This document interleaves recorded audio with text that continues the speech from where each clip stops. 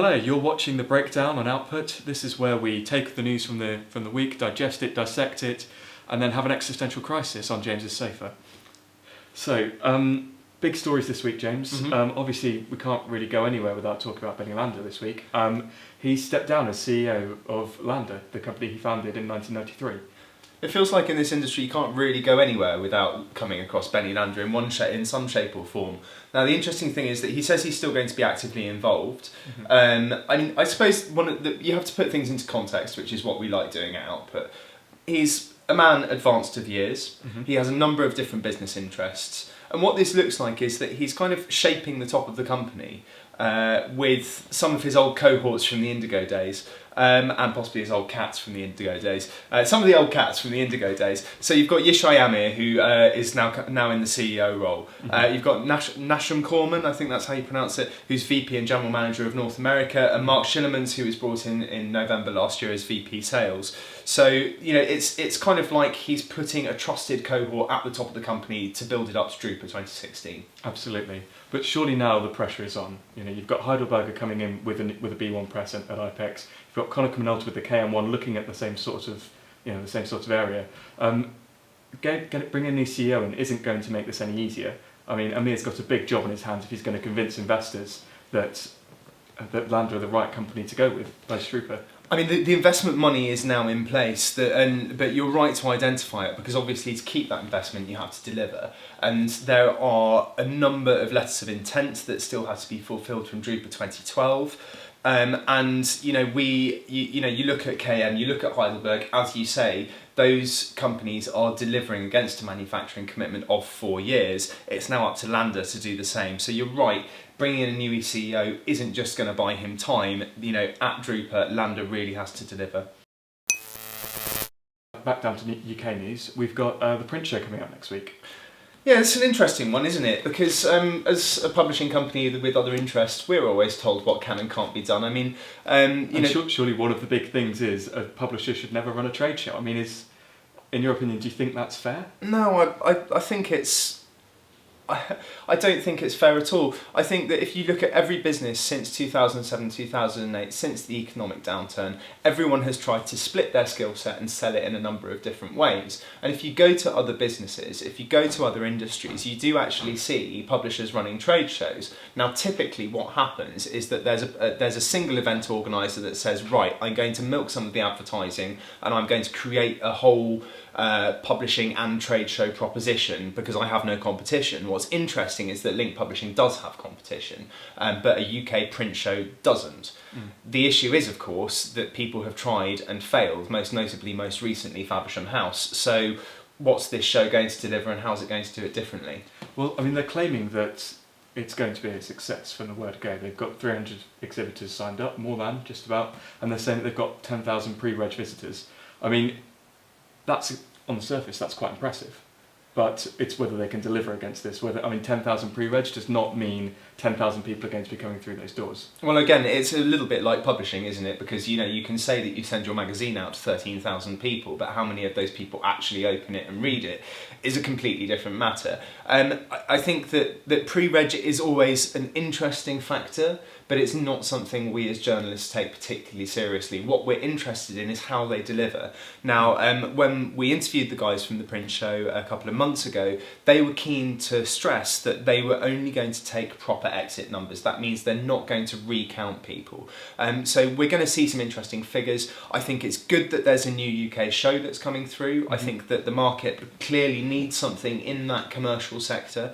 It's really up to Link to present a new vision with this. And, I hope they do it well.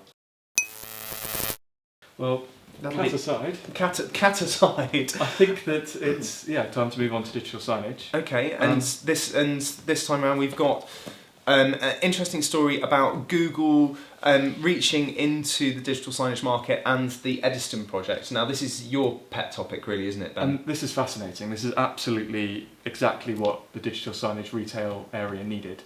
So you've had NFC, you've had AR, you've had beacons all come in, not really do very much so far, which is frustrating as a commentator because you see all these brilliant things come in, these wonderful engagement tools, and they're not being used because normally the framework isn't there. With NFC, you've got the issue where you need a smartphone to work it. Apple doesn't support NFC. Well, it does, but only for Apple Pay. So it's got that locked down, which is a massive amount of the market that NFC just doesn't reach. Augmented reality, it's an app-by-app basis, so that some people will have an app for one particular product, some will have it for another brand, and it's just a mishmash of absolute chaos. Now, with beacons, the big issue was frameworks. So you might have this wonderful retail setup, but if you wanted to have beacon technology and push notifications sent to people's mobiles, you'd need to put beacons in. Now, they don't cost very much per unit, but to actually have it all in across a massive amount of stores, you're talking quite a significant investment. Eddystone might change this, because what they've done with their latest development app is that they've made it so that you can take Eddystone URLs and you can push them out using Chrome devices. So that obviously means Chromebooks, but it also means Chrome boxes, their digital signage media players. Now, there's tons and tons of these on the market, more every day. HP are working on one, AOpen have recently gone big with one as well. And this is brilliant because it means that all of a sudden you've got beacons that could be implemented through an existing framework. If someone is using Chrome boxes for their digital signage, all of a sudden they can now use that in-store without needing to install any extra machinery. And that's going to be quite significant, isn't it? Because Android has been one of the major platforms for people to be building applications on, and in many ways has been slightly better taken up than some of the competing technologies. Do you think, therefore, that that's the way that things are going to push ahead in digital signage? I think it's going to be a massive factor in terms of establishing Chromebox as a viable alternative to System on Chip. I mean, System on Chip is obviously growing and growing as well, that can't be ignored, but it's the connectivity with Internet of Things that Google's promising here. It's taking digital signage and almost sidelining the main argument at the moment, which is you don't want media players, and saying, well, actually, you do want a media player because then you can have the Internet of Things on top of that. Is it going to become the dominant technology and the way forward for digital signage? It's way too early. This isn't even commercial yet. This is still in its development stage. However, it's definitely one to watch. As with a lot of things this week, wait and see. Indeed. At Output, we do like to stay on top of what's trending and where it's trending, and to help us out with that is our reporter Sam. Hello, Sam. Hello. Hello. So, what has our top article been for the last week? Our top article for last week has been Loomjet. It's back in business. It went a little bit quiet 2 months ago, it went into administration, but now it seems to be back on the rise, and they've got some new investors, and CEO Paul Anson has announced that it's back. Yeah. Excellent news, good positive print story for once. Yes. And on Twitter? And on Twitter we've had a story from Signature Outdoor. They have, well, I think they've installed, fitted, employed, sold everything. It's a new Doom network in Birmingham called The Loop, and it's got facial recognition, Wi-Fi, the full works, and it's quite important because it's a major Doom installation that's not in London. You also organised the Flip Side, which is our left field take on what else has been happening. So what have your favourite stories been from the Flip Side this week? My favourite story from the Flip Side this week is that Disney Research has created a new app. So kids have a colouring book, they colour in the character, and they use augmented reality to view it on their tablet, and it becomes a 3D animated character having a little dance around. But what's quite interesting about it is that obviously it's a 2D drawing, a 2D colouring in. When it becomes a character, they have a way of duplicating the pattern so that what the clothes the character is wearing, they double it so it's on the back, so it's like an all-in-one kind of smooth, what am I trying to say? Yes, we're going to go with pattern. It's a smooth pattern on the character. As always, you are our fact person in the office as well, so do you have a Sam fact for us this week? I do have a Sam fact, and for once it's actually relevant to what we're talking about. My Sam fact of the week is that the Incredible Hulk used to be grey because they didn't want to denote the race of the character, but they had a lot of troubles because when it came into print it all came out different shades of grey. They couldn't find a way of managing the colour properly, so that's why the Incredible Hulk is green, because of colour management. Yeah. All they needed was a good I1 spectrophotometer or similar. Brilliant. Is this where we look? Is this where you go? This is where you're meant to ask us what we're all doing this week. I thought it was the time that I just drank gin. No, it's the time when you ask us what we're all doing this week. Fine. So we've come to the end of the show. Next week is going to be absolutely massive for us.